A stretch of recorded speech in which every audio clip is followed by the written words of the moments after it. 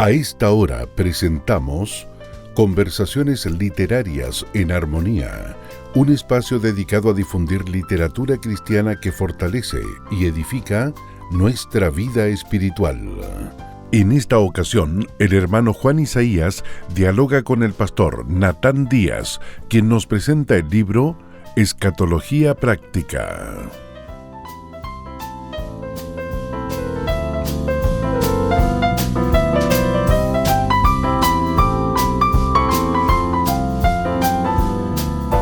Hola, ¿cómo están? Sean todos muy bienvenidos nuevamente a este su programa Conversaciones Literarias en Armonía. Hoy en un formato bien especial, con un invitado también especial, ya de casa, al cual estimamos mucho, y lo presento inmediatamente con Natán Díaz. ¿Cómo estás, querido hermano? Bien, bien. Gracias, Juan, por la invitación. Un gusto acompañarlos ahora físicamente. Ahora físicamente. Sí, estamos acostumbrados siempre a hablar a través de pantallas. Sí, y hace poco estuvimos presentando Hijos de Consolación. Sí, sí. Maravillosa respuesta también y interacción con los hermanos. Les ha gustado bastante. Hoy vamos a presentar un libro que escribiste anteriormente, Escatología Práctica. ¿Qué año lo escribiste?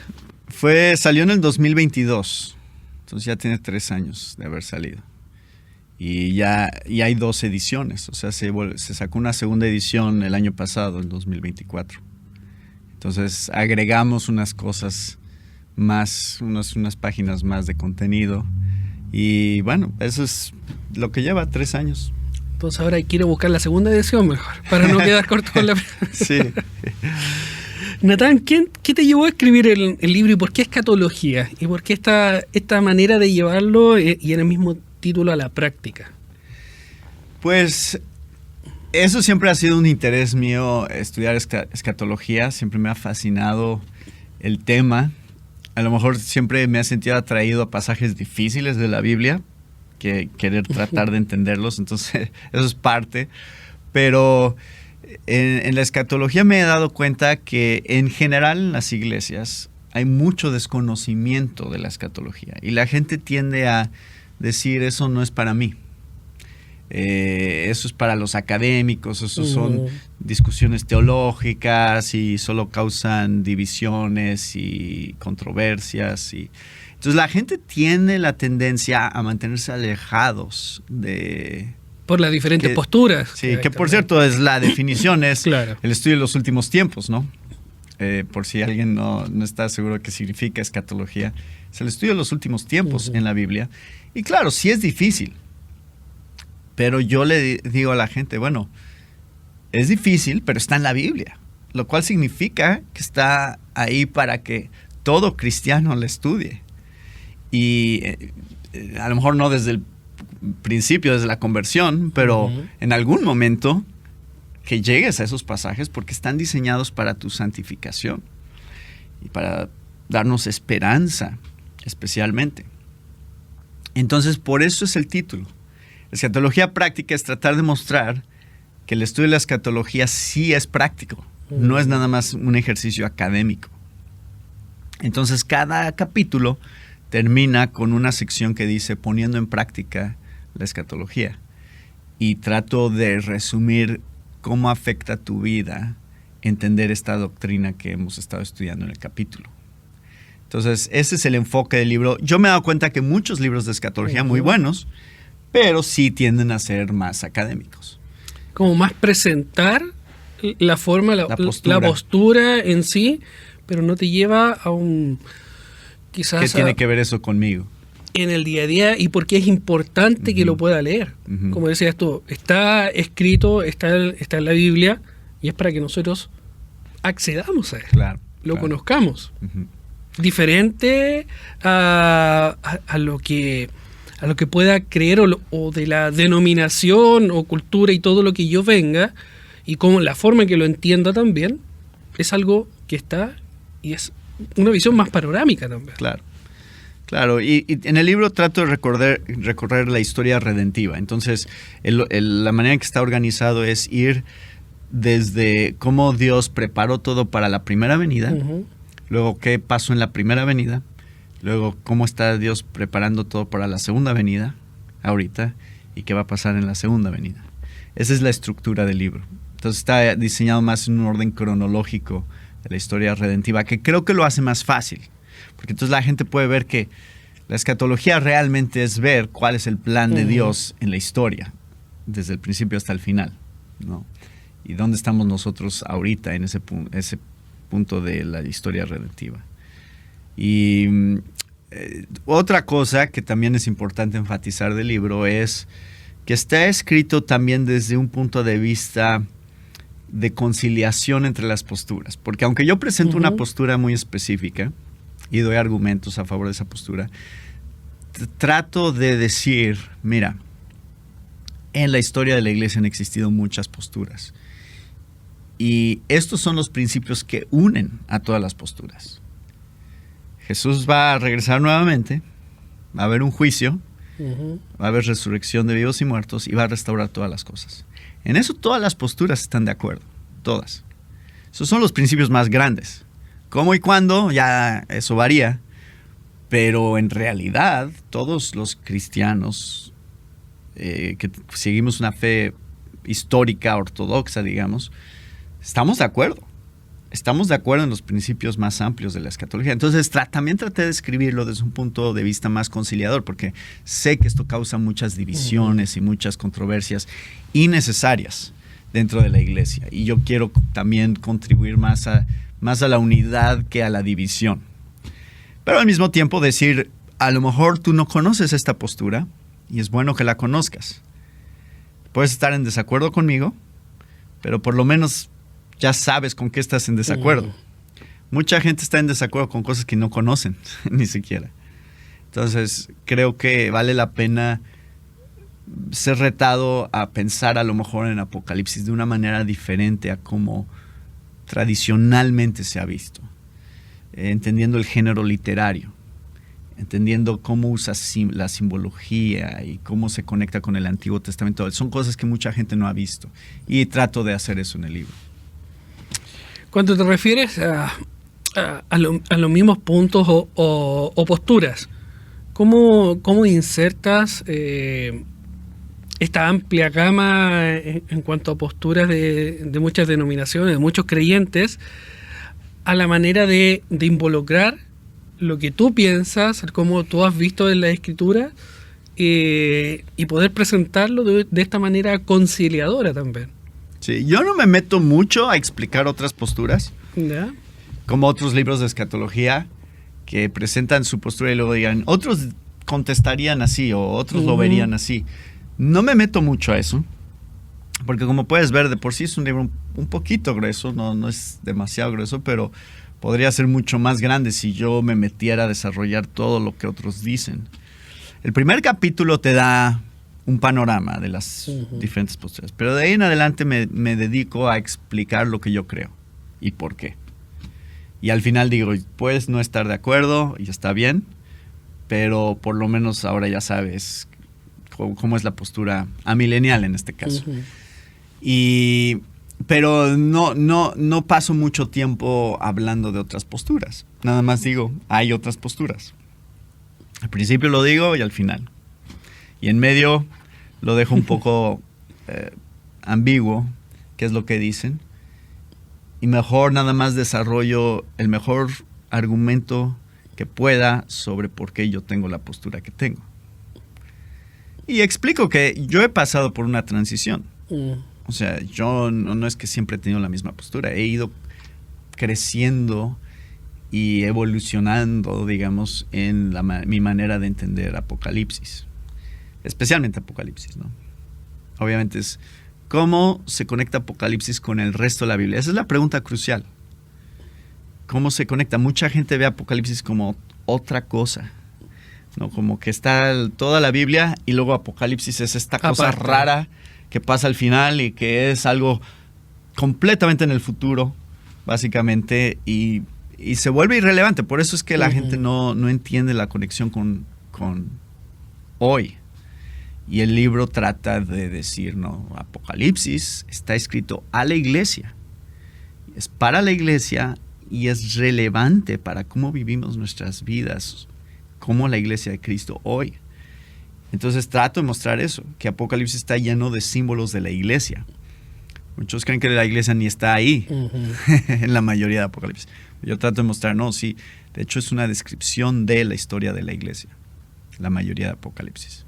Pero bueno, ya me estoy metiendo al desarrollo del libro, a las cosas más específicas. Pero sería bueno, incluso, te iba a preguntar, ¿cómo presentarías, digamos, en parte del desarrollo, esta postura, como para dar una muestra de lo que es en sí el libro?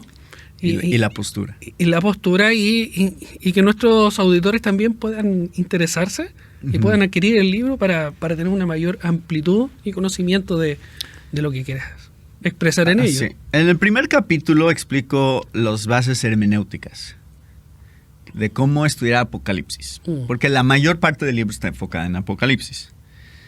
No es un comentario de todo Apocalipsis, pero sí de unas partes significativas para ayudar a entender cómo está estructurado y cómo está desarrollado. Entonces, el primer capítulo son las bases hermenéuticas, que son 3. Uno es ver Apocalipsis como un libro cíclico, no lineal o cronológico, como leemos otras partes de la Biblia, donde pasa esto, luego esto, luego esto, luego esto, sino que está estructurada en 7 visiones, y cada una de esas visiones es un ciclo. Y cada una de esas visiones está regresando a ver las mismas cosas, pero desde otro ángulo. Un poco como estas cámaras que están aquí en el estudio, y cada cámara está mostrando un ángulo diferente de lo mismo. Y la otra cosa es que es más, el género literario es simbólico. Está diseñado para ser interpretado simbólicamente, género apocalíptico. Muchas personas me dicen, ¿por qué lo interpretas simbólicamente y no Génesis, por ejemplo? Digo, bueno, es que son diferentes géneros literarios. Uno es narrativa histórica, pero género apocalíptico no es así. Es una visión, y una visión por naturaleza es simbólica. Entonces, tienes que tratar de entender estos símbolos. Y esos símbolos vienen del Antiguo Testamento. No de ver helicópteros Apache en el cielo y bombas atómicas, y por eso lo describe así. No, es porque hay una conexión al Antiguo Testamento, hay una conexión con el huerto del Edén, hay una conexión con el sistema sacerdotal, hay una conexión también con las plagas de Egipto. O sea, todo eso está reapareciendo en Apocalipsis, pero con un nuevo sentido a la luz de la revelación de Cristo y el desarrollo de la iglesia. La otra cosa que también está siendo, o sea, que es una herramienta hermenéutica, es cómo entendemos su audiencia original. ¿A quién fue escrito? Fue escrito a 7 iglesias, que son los capítulos 2 y 3, y esas 7 iglesias estaban en el primer siglo, y tiene que ser relevante para ellos. Y hay gente que lo ve solamente en ese ángulo, que es lo que llamamos preterismo. Todo casi, o sea, ven mucho cumplimiento en el primer siglo. Y luego está el otro lado, que es el más popular, que es futurismo, donde ven casi todo en el futuro. Especialmente 7 años justo antes de la segunda venida, ¿no? Muchos lo ven así. Pero la base hermenéutica que yo presento es lo que llamamos idealismo, que es Apocalipsis está escrito para toda la iglesia de todos los tiempos. Desde la primera iglesia, su audiencia original, hasta la última generación de cristianos que todavía no vienen, pero es relevante a todas las generaciones, es decir, está escrito para todos los cristianos de todos los tiempos. Y esos 3 principios son los hermenéuticos, o sea, cuál es la audiencia, cuál es el género literario en cuanto al simbolismo, y cómo está estructurado, si es cíclicamente o cronológicamente. Una vez que establezco eso, ahora sí, todo el resto del libro es desarrollar cuáles son las implicaciones de esa hermenéutica. Y entonces voy pasando por ejemplo, hay un capítulo sobre los símbolos de la iglesia. Entonces trato de mostrar cómo Apocalipsis va cambiando de símbolos para hablar de la iglesia. Entonces empieza con candeleros, y ahí es muy específico que sí simboliza la iglesia, pero candeleros, y luego hablar acerca de por ejemplo, en el capítulo 11, los 144,000, que eso es un símbolo de la iglesia. ¿Y por qué? Lo explico, es una sección larga. Los 2 testigos representan a la iglesia, el templo representa a la iglesia, la mujer del capítulo 12 representa a la iglesia, bueno, la mujer y su descendencia. Luego en el capítulo 19 la novia, luego en el capítulo 21 la Nueva Jerusalén, la ciudad. ¿Y qué pasó con el 20? Lo vamos a dejar ahí. El 20 obviamente es el más controversial, pero en cuanto a símbolos de la iglesia, específicamente símbolos, esos son. Y trato de mostrar por qué, o sea, qué nos revela Apocalipsis acerca de la naturaleza de la iglesia a través de ese símbolo. Son cosas muy específicas. Cada símbolo tiene una intención de comunicar algo. Y alguien diría, ¿por qué hablar en símbolos, no? ¿Por qué no hablar literal? ¿Por qué Dios revelaría de esa manera? Pero yo creo que Dios usa este género porque los símbolos son muy poderosos. O sea, los símbolos comunican verdades de una manera que la realidad, si tú describes algo literalmente, no tiene el mismo impacto, ¿no? O sea, el pensar en, por ejemplo, la ramera, ¿no? Y que es como representa la idolatría de este mundo, pero ese símbolo de usar una ramera obviamente comunica algo todavía más explícito acerca de lo que es la idolatría, que si solo dijera la idolatría de este mundo, ¿no? O sea, te impacta de una manera diferente. Y todos estos símbolos tienen la intención de impactarnos si los entendemos correctamente. Es que a eso vas, porque si habla solamente, y en este ejemplo de la ramera, al hecho de conocer un poco más, tienes esa amplitud, esa ya base de todo el significado, lo que implica, por lo cual entiendes de una manera diferente. Porque es algo que ya estás viendo a que te estés imaginando todo lo que puede ser y lo que puede implicar. Claro. O sea, te lo deja como, esto es. Sí. Y Apocalipsis es un libro de contrastes, y eso es otra cosa importante de ver. Por ejemplo, uno de estos contrastes está entre la ramera y la novia. Son 2 mujeres. O sea, toda la Biblia está dividida en 2 categorías, ¿no? Los enemigos de Dios y los hijos de Dios. O sea, perteneces a una de esas 2, no hay otra. Entonces, Apocalipsis tiene ese mismo contraste, esa misma división. La ramera, la novia representan estos 2 grupos de personas.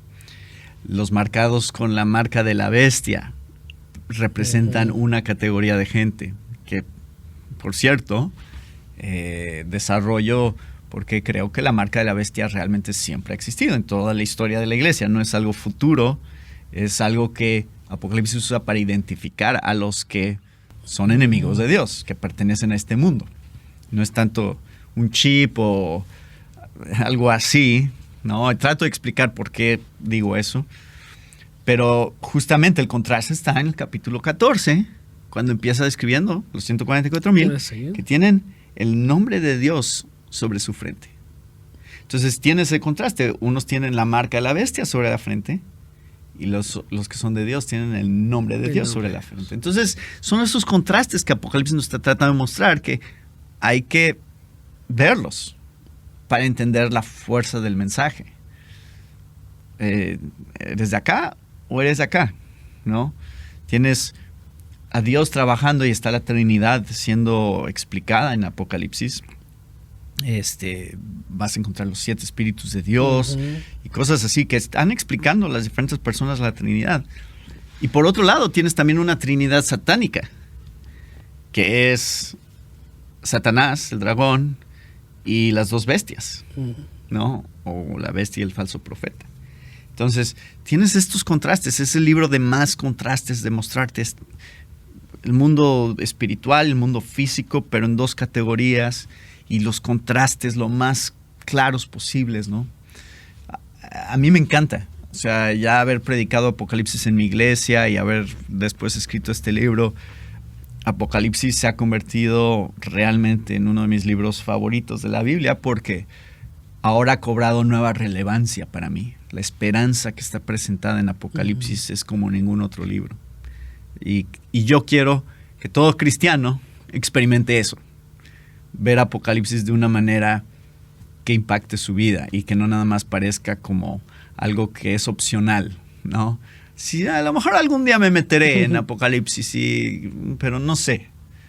No, o sea, Dios te ha dado este libro para tu edificación, para tu santificación, para darte verdadera esperanza de que Dios triunfa al final, que este mundo Dios tiene el control de todo lo que está pasando en este mundo, aún de lo malo, aún de los enemigos de Dios.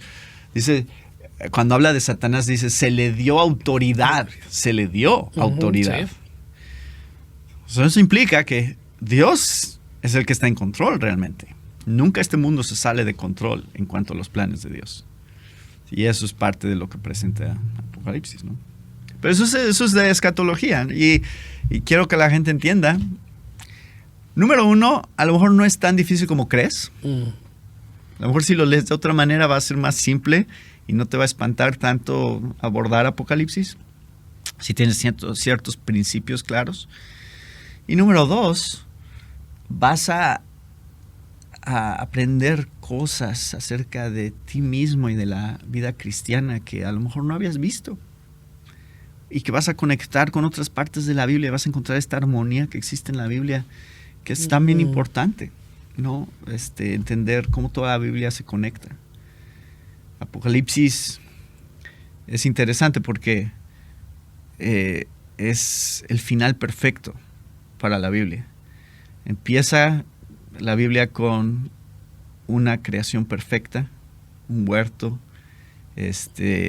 comunión perfecta entre Dios y el hombre, sin pecado, y la Biblia termina con un huerto y comunión perfecta entre Dios y el hombre y sin pecado.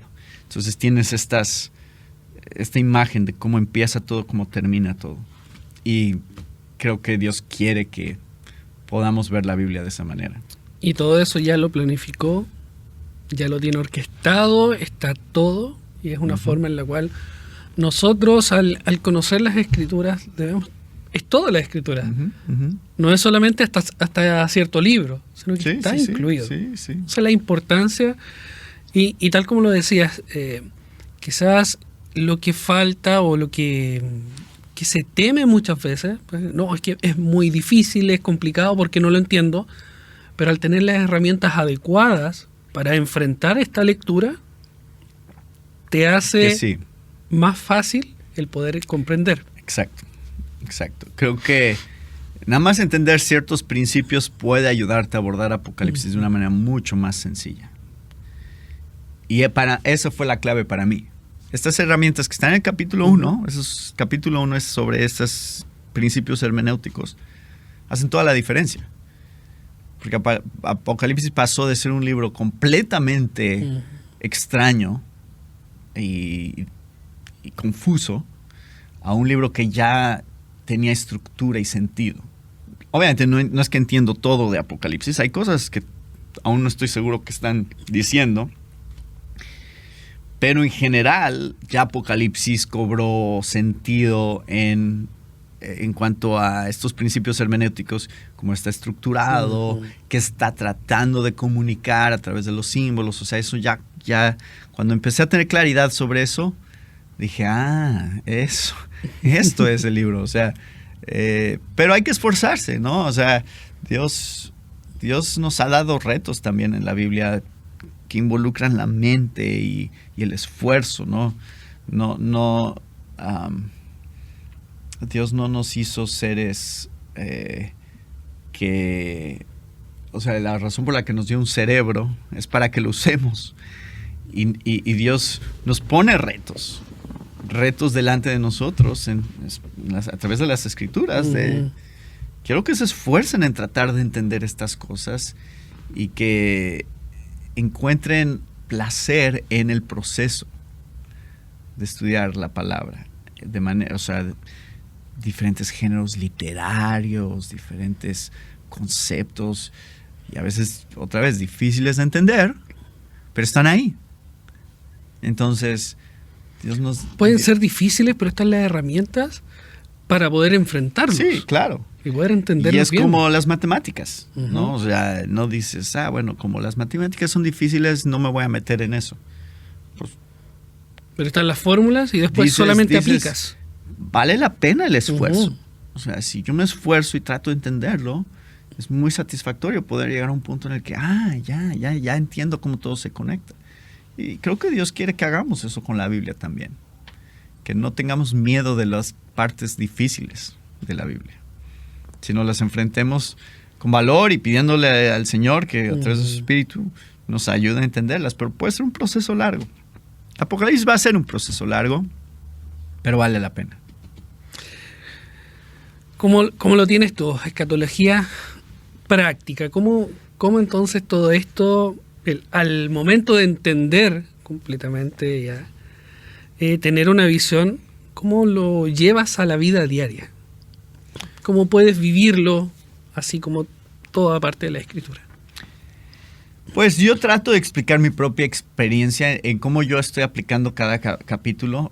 Básicamente trato de resumir cómo a mí me impactó entender estas verdades.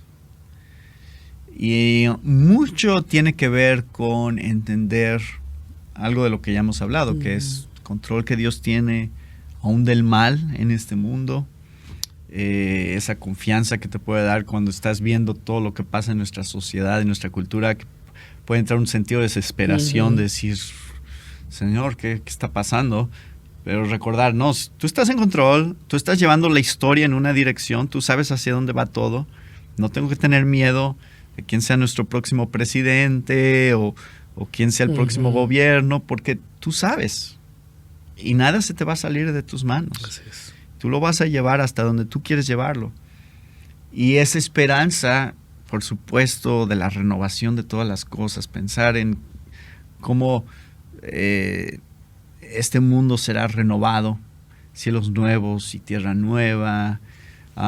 Otra parte de Apocalipsis que también ha traído mucho consuelo a mi corazón ha sido, por ejemplo, el capítulo 7, en donde describe lo que yo considero, y está en el libro, como parte de una descripción del estado intermedio, que es ¿qué pasa con los que han muerto en Cristo hoy? Si tú tienes a alguien cercano a ti que creyó en Cristo Jesús y ahora ha muerto, como es el caso de mis papás, por ejemplo, ¿qué hay de ellos? Apocalipsis es el libro que más descripciones tiene de ese estado intermedio, que en mi interpretación es parte también Apocalipsis 20, describe eso. Están sentados en tronos ya reinando con Cristo ahorita, los que han muerto en Cristo. Pero describe, Él enjugará toda lágrima a sus ojos, ya no habrá más llanto, ya no habrá más clamor. Esas realidades del estado intermedio son un consuelo para el cristiano que experimenta la muerte de alguien cercano que también es creyente. Esas son cosas relevantes para la vida cristiana. Eso cambia tu perspectiva y tu manera de enfrentar los retos de la vida hoy como cristianos. Entonces, esos son ejemplos, ¿no? de lo que para mí representa la parte práctica de Apocalipsis. Es interesante cómo debemos llevarlo al día de hoy, una vez que vamos entendiendo, y no tan solo Apocalipsis, sino que cada libro de la Biblia, el hecho de vivirlo, de llevarlo al día a día, de cómo fue escrito y dado por Dios para poder nosotros conducirnos y llevar esta vida en santidad. O sea, hay una conexión en todo. Y tal como lo decíamos al principio, no está Apocalipsis separado o porque esté al final, solamente no hay que revisarlo. Es todo. Es un todo. La Escritura tenemos que conocerla completamente. Exacto. Y yo animaría a todos los pastores a tener esta perspectiva en sus iglesias, de decir, yo necesito animar a mi congregación a estudiar todo el consejo de Dios, cómo lo estoy haciendo. Y en algún momento eso significa llegar a los pasajes difíciles llegar a pasajes que hablan de escatología. ¿Cómo lo abordamos como pastores en nuestras iglesias? Ayudar a la congregación en este proceso de ir entendiendo todo el consejo de Dios. Entonces, el libro está escrito para animar en esa dirección a la iglesia. Ahora, dentro de todo lo que has conocido también, y en las diferentes posturas, ¿qué has visto, digamos, dentro de congregaciones? O sea, la visión pastoral, si tiene una postura, todos, digamos, los miembros, todos los que pertenecen a la congregación, ¿asumen esa misma postura? ¿La tienen? ¿O hay alguna diversidad? ¿O no está esa relevancia que sea como tan importante que pueda delimitar o pueda llevarte a una separación, inclusive? Claro. Yo creo que una iglesia debe de tener una postura general de que diga, nosotros, esta es nuestra inclinación hacia esta postura, pero debe de haber libertad dentro de la iglesia, creo, para tener diferentes posturas en los miembros, que los miembros puedan tener diferentes posturas. Creo que eso es bueno dentro de una iglesia. Sin embargo, sí deben los líderes, los pastores, animar a la gente a que conozcan las diferentes posturas. Entonces, está bien, tú puedes tener una postura diferente a la mía, pero por lo menos debes conocer cuál es la mía antes de estar en desacuerdo con ella. Porque como ya decía hace rato, tú no puedes estar en desacuerdo con algo que no conoces. O sea, ¿cómo sabes? Si tú no sabes qué propone el milenialismo, bien, o sea, explicado por una milenialista, ¿no? O sea, no este hombre de paja que se puede crear es que esos milenialistas siempre espiritualizan todo, y entonces es fácil desacreditar una postura por pintarla de una manera. Pero si tú lees la postura bien, escrita por alguien que la cree, y la entiendes bien, y al final estás en desacuerdo, está bien. Pero por lo menos ya te tomaste el tiempo para entenderla. Sí. Eso fue lo que pasó conmigo. Yo no entendía la postura. Yo estaba rechazando algo que no entendía. Y mi introducción al milenialismo fue a través de Martyn Lloyd-Jones. Yo leí su serie su trilogía, digamos, de teología sistemática, y en la parte de las últimas cosas dije, esto me hace sentido. O sea, es la primera vez que empecé a entender el argumento. Y cambié de postura porque dije, creo que esto es más bíblico. O sea, entiendo mejor qué está pasando en la estructura escatológica de esta manera. Que de hecho, el milenialismo es la postura más simple de todas. Es la visión más sencilla del panorama escatológico de todas las posturas. Porque menos divisiones, menos fases, ¿no?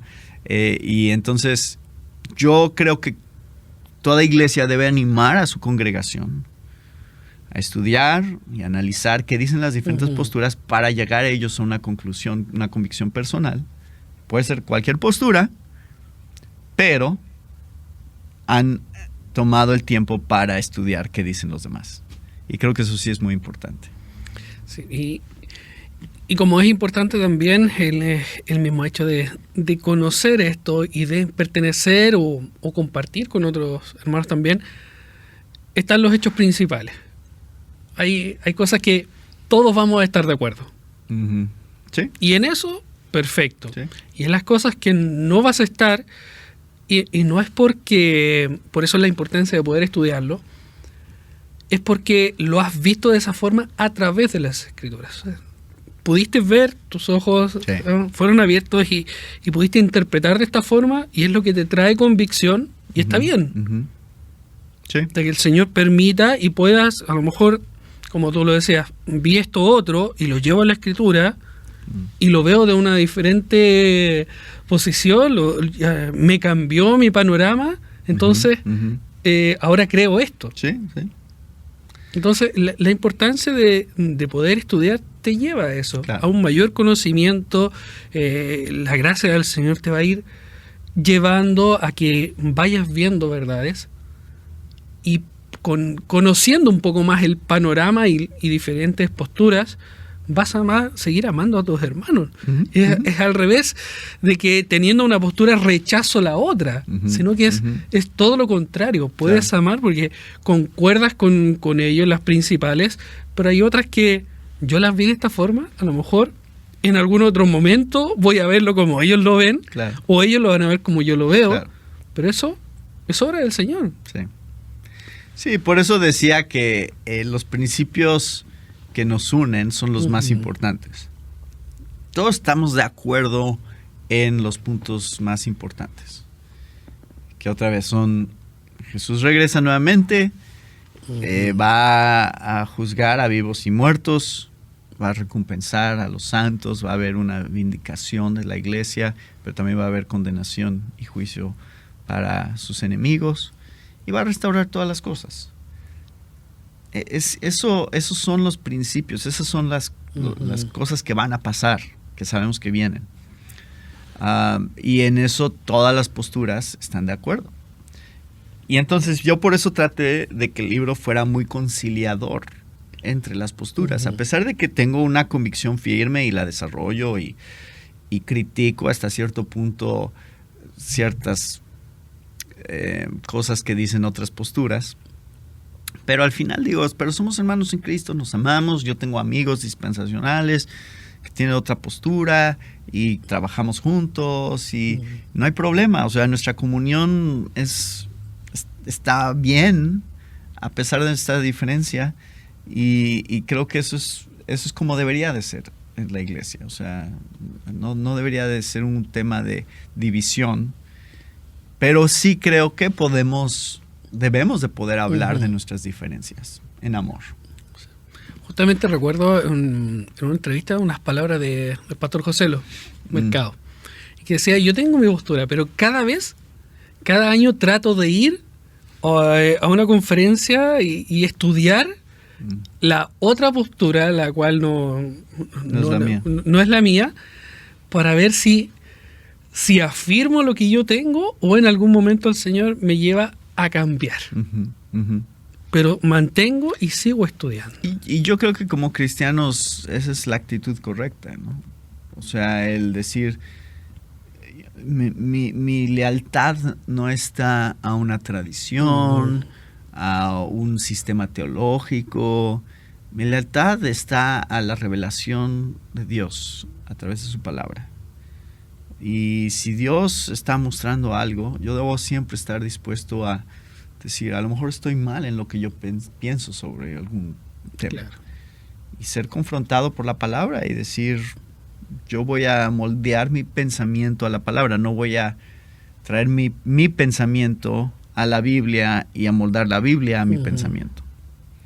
O sea, son dos maneras diferentes de llegar a la Biblia.